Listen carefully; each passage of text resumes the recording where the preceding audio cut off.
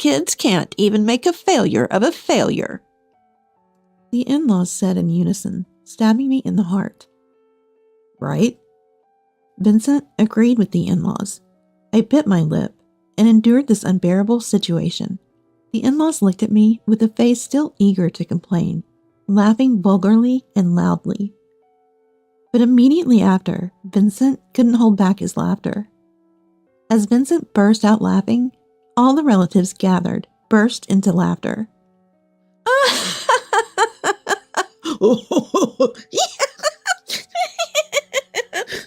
With roaring laughter. Surprised by Vincent and the relatives suddenly laughing, the in-laws' eyes widened. "Did everyone hear that just now?" Ignoring the in-laws, who couldn't grasp the situation, Vincent turned to the relatives. The relatives and I were nodding vigorously. "Huh?" Finally realizing they were left out of the loop, the in-laws' faces turned to panic. This was my chance. A chance for revenge against the in-laws who had been tormenting and insulting me for so long. I clenched my fists tightly. "My name is Heidi. I'm 33 years old and work for a publishing house. Since I was little, I loved books because Mom, my single mother, used to read me picture books. Becoming a literary editor has been my dream since then, and I'm proud to be working in editing now. I've been working at the same company since graduating from college, starting in sales and magazine assignments, and finally moving to literary editing 3 years ago. However, at first, I had no idea what to do in literary editing. Unlike sales or magazine editing, I was unable to make accurate judgments in literary editing. It was Vincent, my husband and colleague in literary editing, who reached out to me then. Vincent was in his 5th year of literary editing and taught me everything I didn't understand. He was very kind to his subordinates and meticulous in his work. He took on the disliked task of training newcomers out of his kindness. Vincent and I began to spend more time together. Our distance inevitably closed. When Vincent invited me to dinner under the guise of work consultation, we ended up enjoying drinks and getting drunk together. We started meeting more in private, and eventually, Vincent confessed his feelings to me. Feeling the same, I joyfully accepted, and we began dating. A year later, Vincent proposed, and we happily became husband and wife. Even after marrying Vincent, I didn't quit my job. Editing is a very busy job, often working late into the night. Though we start work a bit later in the morning, the hours are still overwhelmingly long compared to other jobs. At first, my mother, living far away, was worried, but when I told her I loved editing, she supported me, saying, "If you love it that much, continue even after marriage or having kids." Vincent, understanding the same work, "If it's the same job, I understand, and it's okay." He also encouraged me. That's why I didn't quit after marriage and still work in literary editing with Vincent. I was so happy to have a family with a kind person with the same interests. Little did I know what married life had in store. It all started with a phone call. A month after our marriage, I returned home earlier than Vincent and was preparing dinner when my mobile phone rang. Wondering who it could be, I saw an unfamiliar number. I hesitantly pressed the call button. "Hello?" "Ah, Heidi. Finally you answered. I thought you wouldn't pick up." I frowned for a moment at the sound of my mother-in-law Cassandra's husky voice. My in-laws lived in a town about 3 miles from our house, relatively close by. Since my mother lived in a remote area, I thought of relying on my in-laws if needed. "I've been calling you several times, and you didn't answer." "Ah, I'm sorry about that." I had a habit of setting my mobile phone to silent mode as soon as I got home, so I didn't notice Cassandra's multiple calls. I had only met Cassandra twice before our wedding. During the greeting and the family meetup, and both times she looked at me sternly, as if grading me. That's why I reflectively became uncomfortable around Cassandra, and had no interaction with her until today. "Apart from that, Heidi, Do you know about that super popular cake shop near your house? Cake? Oh, the one on TV, right? Yes, exactly. Get a cake from there right now and bring it to me. Right now? I looked at the clock as Cassandra said this. It was 9:12 p.m. Cake shops aren't open at this time. And if she wanted cake, why didn't she just go herself tomorrow? Why ask me? I mean, the cake shop is probably closed now. I can go tomorrow, but I have work, so I can't promise anything. While I was thinking about my schedule for tomorrow, Cassandra accused me of being stingy. My legs are bad. That's why I'm asking you. Can't you do a favor for me? Taken aback by Cassandra's sudden stern tone, I stumbled over my words. This was my first real conversation with Cassandra. I didn't know she was the type to command others like this. I can try tomorrow. Just please not today. Fine. I'll let it slide because you're Vincent's wife. Buy the cake as soon as the shop opens tomorrow. After saying what she wanted, Cassandra roughly hung up. What's with her? Coming home tired from work, I was further drained by Cassandra's unreasonable demand.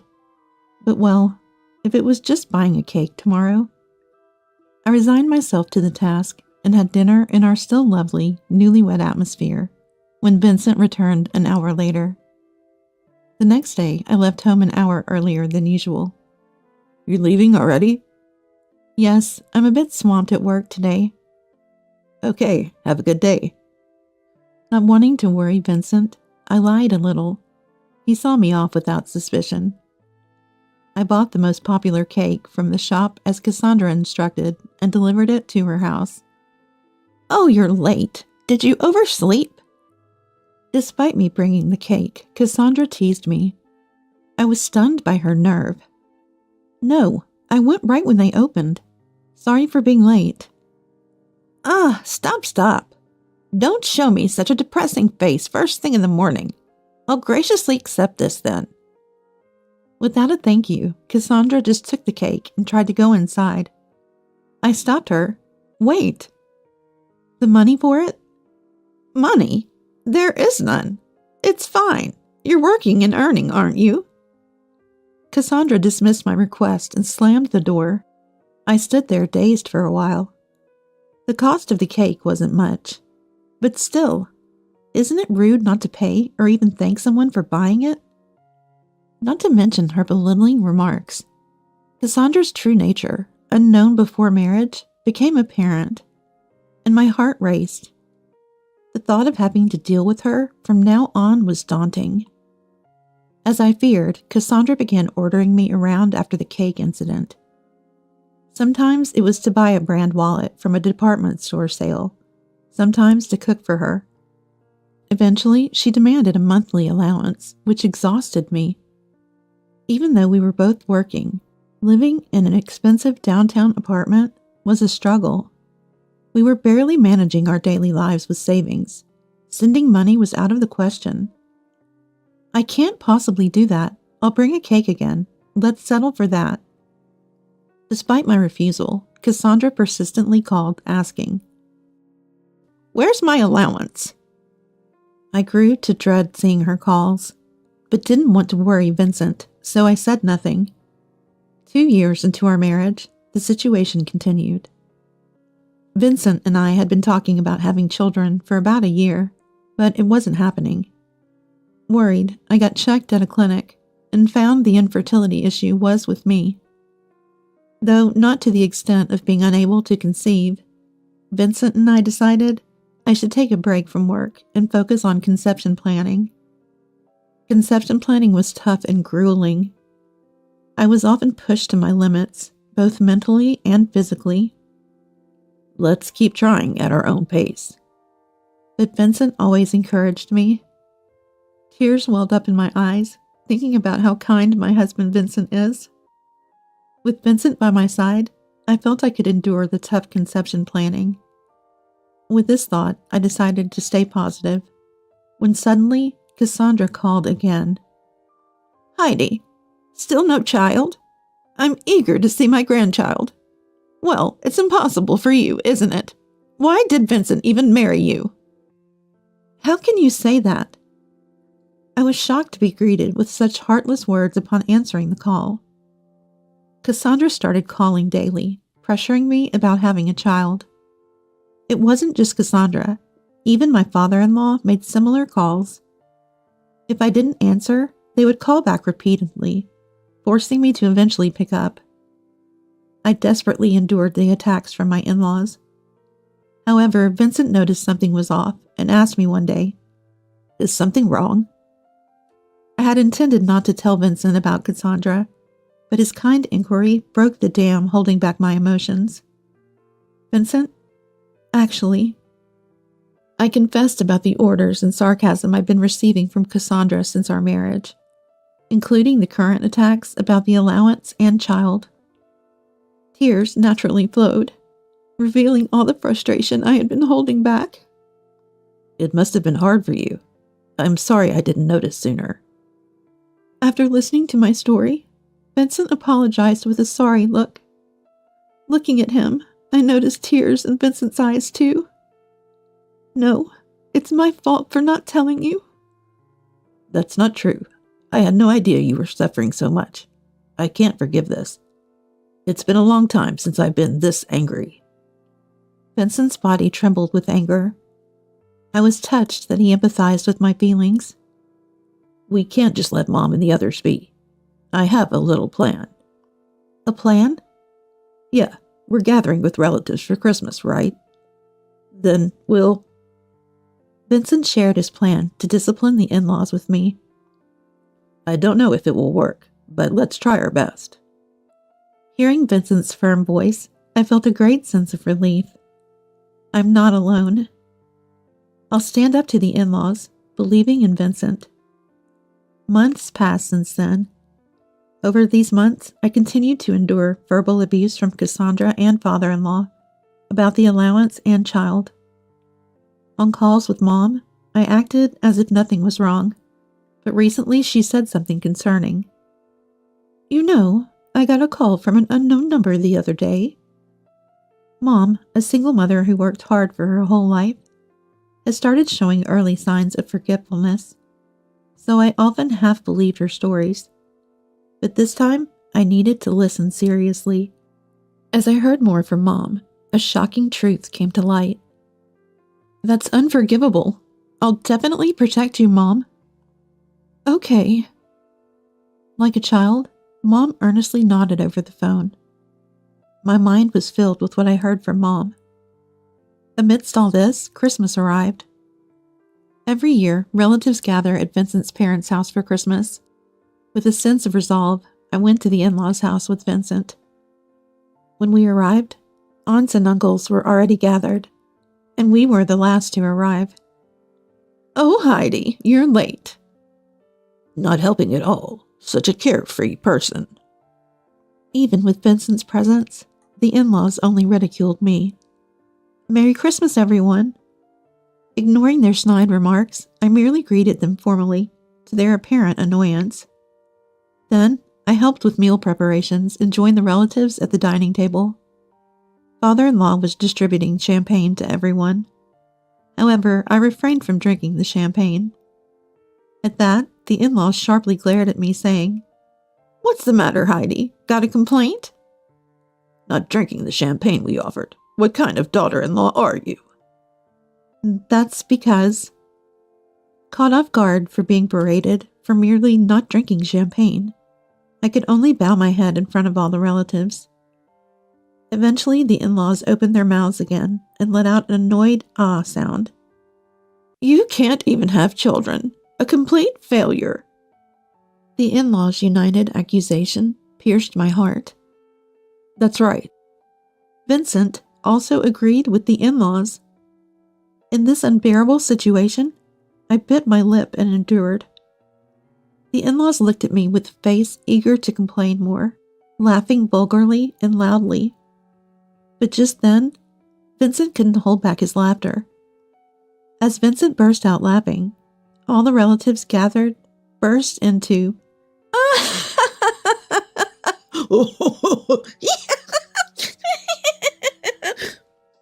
With roaring laughter, the in-laws, surprised by Vincent and everyone suddenly laughing, widened their eyes in shock. Did everyone hear that just now? Ignoring the in-laws who couldn't grasp the situation, Vincent turned to the relatives. The relatives and I were nodding vigorously. Finally realizing they were being left out, the in-laws' faces filled with panic. This was my chance. A chance for revenge against the in-laws who had tormented and insulted me for so long. I clenched my fists tightly. Mom and Dad, didn't you know? Heidi is actually pregnant. Pregnant? The in-laws were shocked. Considering they knew about my infertility and had constantly complained to me to have children quickly, their surprise at the news of my pregnancy was understandable. In fact, as Vincent said, I had discovered my pregnancy 3 months ago. I was already in my 5th month and had just entered the stable phase. Vincent had supposedly messaged the in-laws about it, but as expected, they only care about what they want to do, Vincent had said. They seemed to have overlooked his message. Still, to ignore an important message from their son, they used to tell me, "Poor Vincent, having a wife who can't have children." Their inconsistency in words and actions made me sigh in disbelief. Announcing my pregnancy today was a plan Vincent and I had discussed beforehand. We had also informed the relatives in advance about the harassment I had been facing from the in-laws, securing their support. So the relatives already knew about my pregnancy, and the in-laws were the only ones out of the loop. Vincent had pretended to side with the in-laws at first to provoke them. "I'm sorry for not telling you directly. I've been feeling sick due to morning sickness and couldn't visit you." The in-laws recoiled. "What? We didn't hear about this. Hey, why are we the only ones who didn't know?" "That's right. It's so rude. That's what happens when you have a senile mother." Despite their own failure to notice the message from their son, the in-laws blamed me for not knowing about the child. But what caught my attention more than being blamed by Cassandra's comment? "Cassandra, how did you know my mom is senile?" Huh? That's right. Cassandra had just referred to my mom as senile. Mom's recent onset of forgetfulness was a new development, and I hadn't told anyone but Vincent. It was odd that Cassandra knew about it. Cassandra's shoulders twitched for a moment. "I just guessed, thinking it must be the case with Samantha." But then she brazenly retorted. But such an excuse didn't convince me. I looked at the in-laws and said, "Trevor, Cassandra, you two committed a fraud scam on my mom, didn't you?" The word fraud scam sent a chill through the room. The in-laws' faces stiffened. "What nonsense! How dare you accuse us of being fraudsters?" "Heidi, I always thought you lacked common sense, but this is too much." The in-laws, seemingly believing my claim to be a bluff, acted nonchalant. I felt pity for the two who couldn't honestly admit their wrongdoing. "There's evidence, look." I pulled out a piece of paper from my bag. It was a copy of Mom's account screen. Recently, Mom had told me, "I got a call from an unknown number." Concerned that someone might be taking advantage of her forgetfulness, I had always been cautious. Living far away, I couldn't meet her often.